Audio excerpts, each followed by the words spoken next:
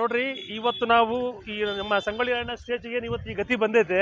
ನಾವು ಹಲವಾರು ವರ್ಷಗಳಿಂದ ಜಿಲ್ಲಾಡಳಿತಕ್ಕೆ, ನಗರಸಭೆಗೆ ಮನವಿ ಕೊಡ್ತಾನೆ ಬಂದಿದ್ದೀವಿ. ಒಂದು ಸೇಫ್ಟಿ ಮಾಡಿರಿ, ಇದಕ್ಕೆ ಸೇಫ್ಟಿ ಮಾಡಿರಿ ಅಂತೇಳಿ. ರಾತ್ರಿ ಟೈಮಲ್ಲಿ ಲಾರಿಗಳು ವೆಹಿಕಲ್ ಓಡಾಡ್ತಾವೆ. ಇಲ್ಲಿ ವೆಹಿಕಲ್ ಓಡಾಡೋ ರಾತ್ರಿ ಯಾವುದೋ ಕಿಡಿಗೇಡಿಗಳು ಕುತ್ಕೊಂಡು ಹೋಗಿದ್ದಾರೆ.